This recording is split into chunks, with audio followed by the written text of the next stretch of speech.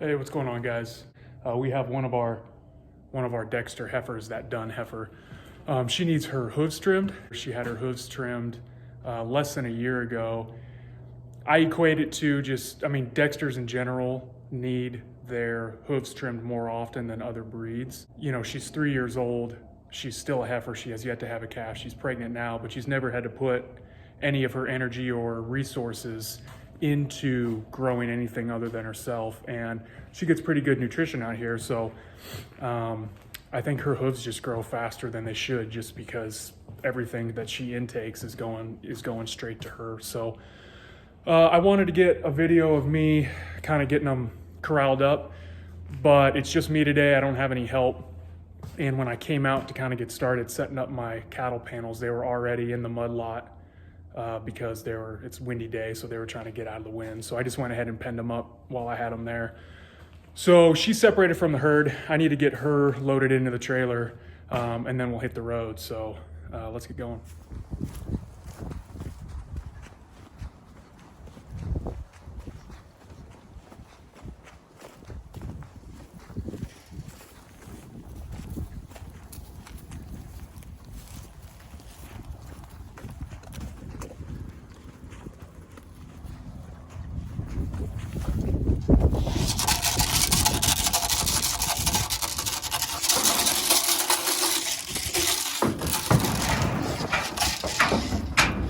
Good mama.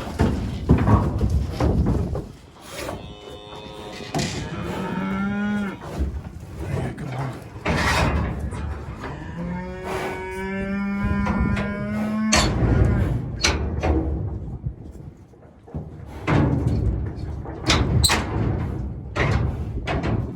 Yeah, good mama. All right, let's see if I can I wanted to get a shot earlier. They're spread apart there, but you can see how long they are. The issue is they've been crossing over, particularly this one. You can see there, she's just standing flat, and they're already crossing over. So it's worse when she's in different body positions and it's putting different stress on her legs and her hooves. But yeah, we need to get those trimmed up. Good mama.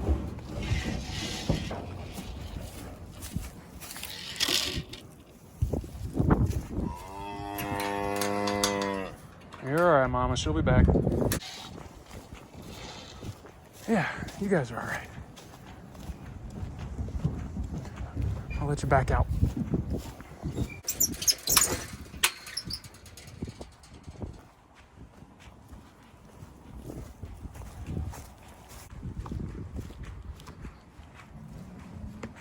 Come on, mama.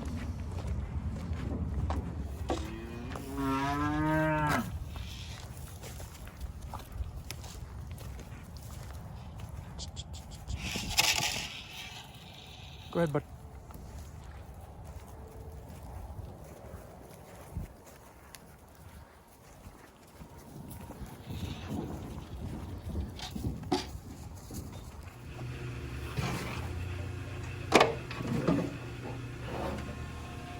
Okay, that's what we want. Okay, around the hock. Okay. And then to anything above. Rafter. Like I said, I remember one time tying one to up against a tree. Like using a tree branch that was hanging above her.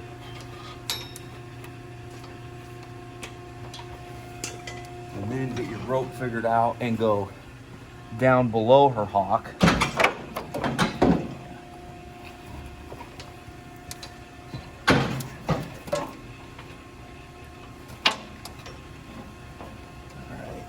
And it's a half hitch that goes in there.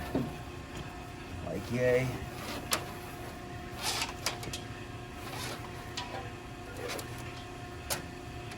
So you can see kind of what you got here, Rob, like so.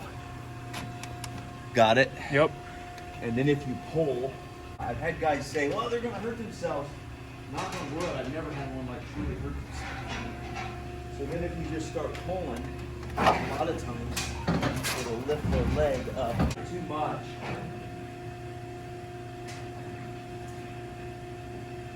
Just doing your thing here. And I've never had one fully extend either. You've got them extended. I'm sure they're not comfortable. But if you wanted to do it at home to take the toes off, you could do it like that.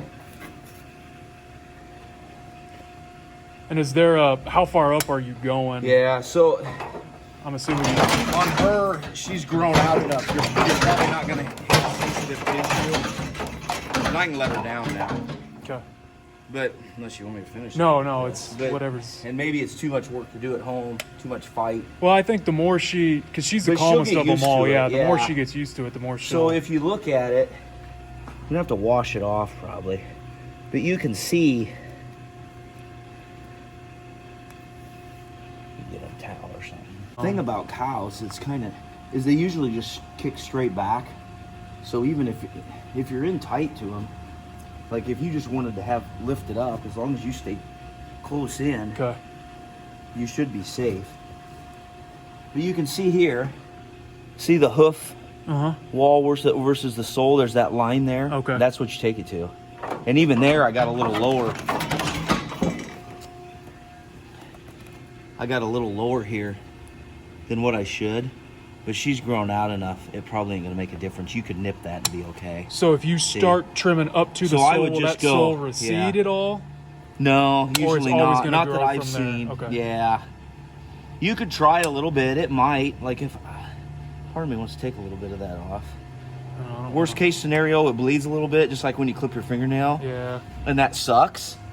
But it grows back. It's a long way from your heart, right? Yeah. So yeah, she's fine. Okay. That's it. And these are sharp. These must be like brand new. Yeah, I think my parents, like I said, my parents bought them for the horse when we lost our farrier, and I don't think they ever attempted to do it on their own. Got it. Let's lay her down and make Yeah. life easier. Get a little Yeah. better trim. Awesome.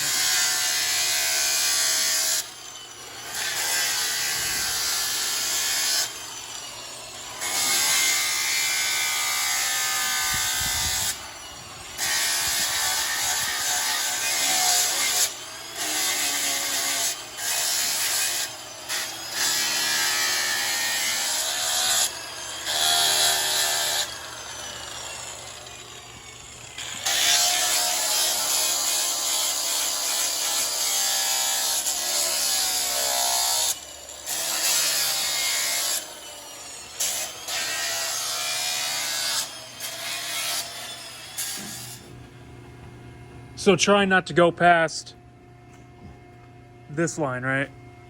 Let's see if I get that on the footage. That first white, or that first one line. right there. Okay, so That one all way the down white, there. and then when it starts to get darker, This that's where you want to keep this part of the hoof wall. You're worried about her toes, not the outside so Okay. much. If you like with her, I took it off. The reason I went here is it was extended way past the sole, so she was probably getting a bunch of dirt, rock caught up in there. Okay. So I just took it down and evened it. But otherwise, you still want her walking on. You want her walking on this. I'm watching it for a few months now. She's always been the slowest of the herd, but she's also the heaviest. You know, she weighs in at over 1,100 pounds, which for a Dexter is really heavy. And I fully expect her to lose some weight when she has her first calf.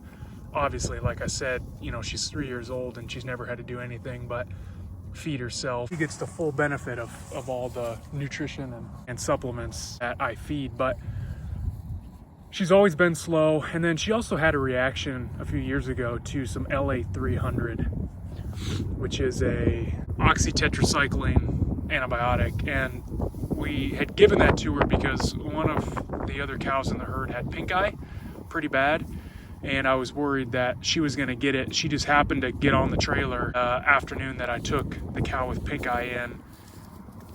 What are you doing? And so we went ahead and shot her with some LA 300 because she was at the vet and I didn't want to have to bring them back, but she had a really bad reaction, and she kind of blew up. She had a basketball size hematoma, you know, just an area the size of a basketball that blew up on the side of her neck.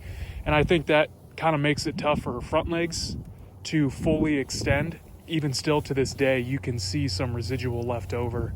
I'm assuming it's just, you know, a massive chunk of scar tissue that's on her neck. And so no doubt, you know, she kind of has trouble getting around because of that. So she's just She's always been slow. She's always just lumbered along. She's never been in a hurry, but she's also the calmest in the herd. Never gets worked up over anything. So, like I said, I've been watching it for the last few months because she just seemed to be getting slower, and it was getting to the point that it wasn't affecting her food or water intake, but there were days where the rest of the herd was up drinking, and then I noticed that she would be standing back in the pasture, just kind of waiting. She didn't want to walk over with them, and so I started thinking, maybe it's painful enough for her to walk. And this, of course, was when we had snow on the ground, so it was really tough to kind of see her hooves. And so obviously the snow totally melted off about a week ago, and then I really noticed just how much those back hooves particularly were crossing over, particularly that one side, just really getting crisscrossed, and she was clicking really bad when she was walking. It seemed to be doing a lot better for her when we'd thaw out. Right now we're over 50 degrees, so when the ground was nice and soft, she would move a lot better. And then when the ground would freeze up, early in the morning because it froze up overnight,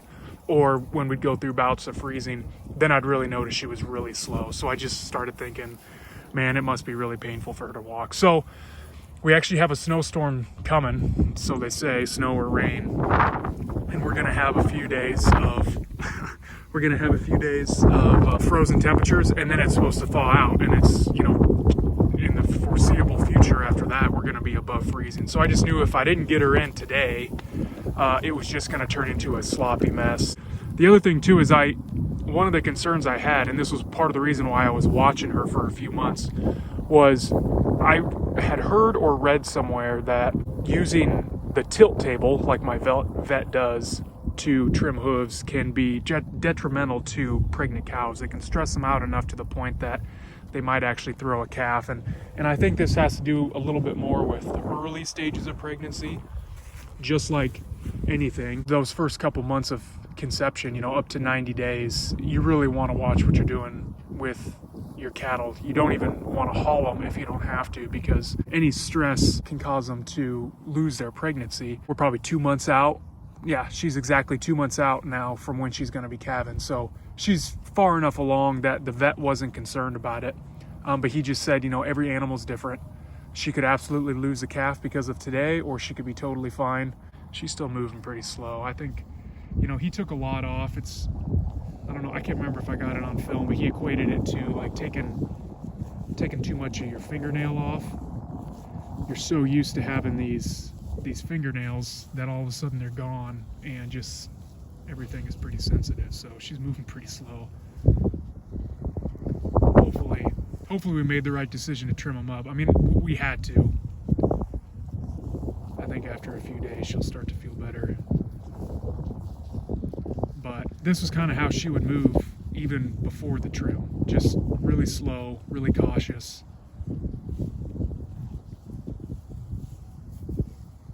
So hopefully she'll be all right. I know she's tired too. It's amazing how much a vet trip takes out of these animals. Even the ones that don't go. They just sleep. They sleep for the rest of the day. When they get back, they're very, very groggy and sleepy the following day. It's stressful for them. It's stressful for me. Let's see if we can get a look at your hooves.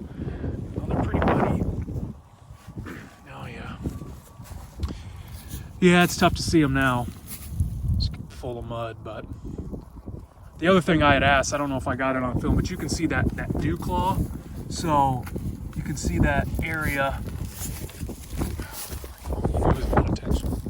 There's that back, this area right here, the dew claw. You can see the dew claws on her are they're pretty grown out as well. They're pretty long, and he wasn't concerned about that. He's like, we can trim them up if you want. But he spent so much time on her actual hooves that he just decided to get her off of that table and get her back down. But that was the concern I had too. Those things were getting pretty long, and he said he's seen it to where they get long enough that they can actually get caught on stuff and just rip all the way off. Cows do fine after that, but they bleed like a son of a gun.